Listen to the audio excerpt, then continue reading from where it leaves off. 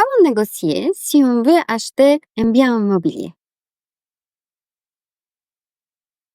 Si vous cherchez à acheter votre premier bien immobilier, vous ne connaissez pas grand-chose comment le marché immobilier fonctionne. Il y a certaines règles qui permettent d'être bien suivies, mais aussi structurées dans les démarches.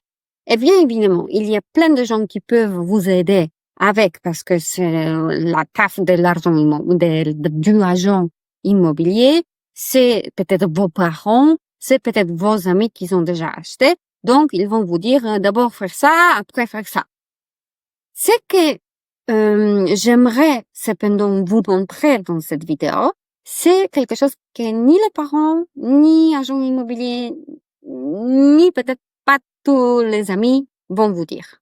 C'est par rapport au comment on gère les fameux compromis. Compromis de vente.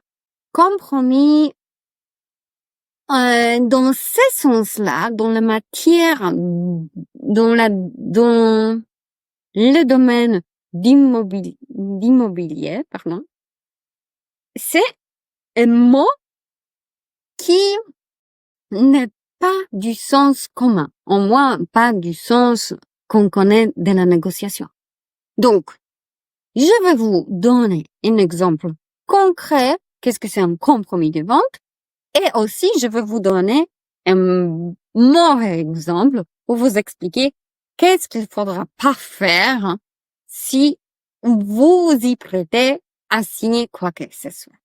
Je m'appelle Marianne, je facilite cours de négociation, donc je donne des astuces tangibles comment négocier mieux. Pour bien commencer, j'aimerais que vous entendiez une histoire vraie que ma copine m'a racontée. Ça date déjà quelques années parce que c'était pendant la période de Covid. Elle m'a raconté qu'elle était enfermée avec ses deux filles à la maison et elle télétravaillait, donc elle occupait du salon et deux filles, elle était un peu, comment dire, disponible parce que les cours étaient en ligne, donc se sont finis plus tôt que prévu. Et elle était tout le temps à faire quelque chose, du bruit, un peu de désordre, disons gentiment, devant le bureau de leur maman. Donc, ma copine a voulu occuper des enfants et elle a envoyé dans la cuisine. Bon, peut-être vous pouvez organiser un peu quelque chose à manger ou vous voulez faire un peu de cuisine. Et, effectivement, il y a pendant 2 minutes un silence parce que les filles se sont éloignées, enfermées de la porte de la cuisine. Et d'un coup, il y a un cri, il y a presque une bataille, il y a vraiment la maison qui tremble parce que il y a une dispute dans la cuisine. Et en fait, la maman s'élève, elle arrive dans la cuisine, elle voit deux filles qui, une en pleurs, l'autre énervée, en colère, toute rouge, et un objet de dispute devant eux. Et c'était un orange. Il y avait uniquement un fruit à la maison. Et on ne peut pas sortir faire des courses. Donc, il fallait décider comment on divise l'orange.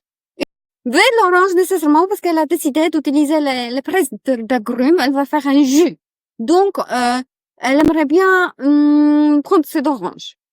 Et elle ne fait pas uniquement une demi d'orange parce que ça va pas être suffisamment du jus si c'est uniquement une demi.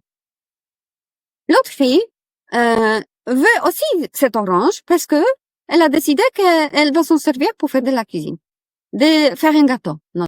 Donc, une demi, ça va pas suffire parce que c'est pas assez pour faire un gâteau aux oranges. Et en fait, presque tout a été dit, sauf personne n'a écouté ce que l'autre dit. Parce que pour un jus, t'as pas besoin d'une zeste, t'as besoin de l'intérieur du fruit. Pour faire un gâteau, apparemment, il n'y avait pas besoin de l'intérieur de trop de jus parce que le gâteau va pas sortir. Donc, il fallait uniquement râper un peu de zeste pour l'odeur, pour l'aroma. Et en fait, maman est arrivée dans la cuisine et il n'y avait pas besoin de diviser les fruits en deux. C'est que donc, il fallait d'entendre les besoins de chaque partie. Cette petite histoire, je vous raconte avec un esprit et quelque part cette approche de prendre du recul, de se laisser du temps, de voir à quoi ça me fait penser à un compromis. Qu'est-ce que ça peut être pour moi de signer avec mon sang, disons, sur quelque chose, sur je suis d'accord ou pas. Bien évidemment, si on parle du marché immobilier, les compromis de vente, c'est complètement une chose, parce que c'est pas un compromis que une personne va donner quelque chose de soi et l'autre personne va donner quelque chose d'autre pour se trouver au milieu. C'est pas ça, le compromis de vente. Le compromis, dans le domaine d'immobilier, c'est un document, c'est un accord avant-vente qui va régler toutes les conditions à l'avenir. Donc, le prix, les conditions, modalités de paiement, les éventuels travaux à faire avant l'accord final de la vente. Bien évidemment, l'identité avec la description, qu'est-ce qu'il y a en vente, qu'est-ce qui ne rentre pas dans le cadre, parce que peut-être que certains meubles vont être sortis de la maison. Aussi, il y a toute la partie de conditions suspensives. Qu'est-ce qui se passe si on n'arrive pas à mettre en fonctionnement propre et correct le chauffage, ou on ne peut pas accorder l'eau. Cela, ça peut bloquer de la vente et rendre un délai plus important. Donc, il y a aussi les délais à mettre en place et éventuellement les pénalités si les délais n'ont pas été tenus et le bien n'a pas pu être livré. Donc, ça c'est dans très grand raccourci, qu'est-ce que c'est un compromis de vente. C'est là par rapport à ce que je viens de vous dire, comment fonctionne un compromis. Compromis dans la négociation doit être évité. Simplement.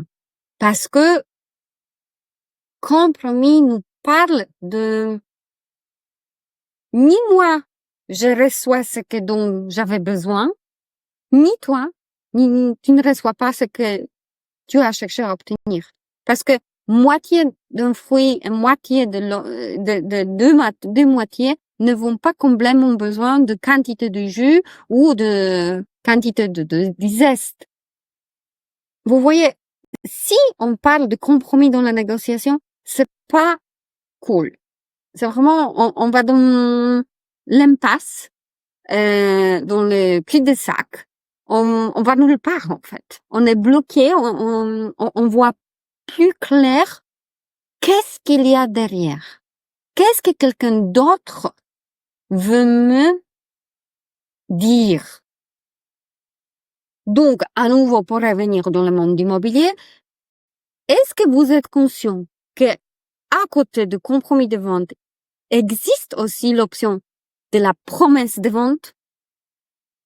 Ah oui, on peut demander au vendeur, est-ce qu'il est prêt à nous donner la promesse que le bien sera pour nous?